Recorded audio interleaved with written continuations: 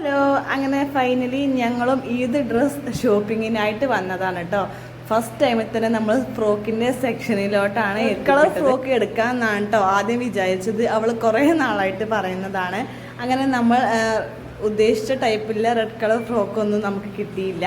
പിന്നെ ഇതാ ഈ ഒരു പർപ്പിൾ ഫ്രോക്ക് നല്ല ഇഷ്ടമായിരുന്നു കേട്ടോ.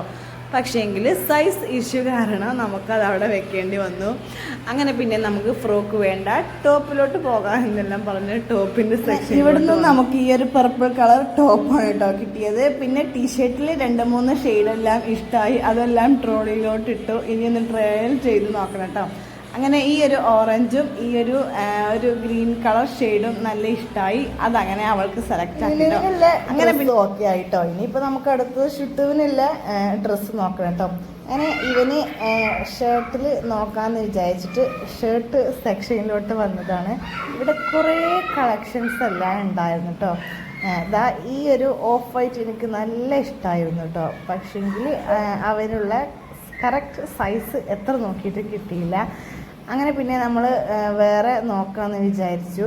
വേറെ കുറേ ഞാൻ ടീഷർട്ടിലെല്ലാം നോക്കിട്ടോ. പക്ഷേങ്കിൽ ഇതുപോലെയുള്ള ടീഷർട്ടെല്ലാം അവനുണ്ടായിരുന്നു. എനിക്ക് ഷർട്ട് തന്നെ ആയിരുന്നു കേട്ടോ കൂടുതൽ ഇഷ്ടം. അതുകൊണ്ട് പിന്നെ ഷർട്ട് തന്നെ ആക്കി. അങ്ങനെ എവിടെ നിന്നൊക്കെയോ ഇതാ എനിക്കൊരു ഈ ഒരു പീച്ച് കളർ ഷർട്ട് കിട്ടിട്ടോ. ഇത് എനിക്ക് നന്നായിട്ട് ഇഷ്ടമായി.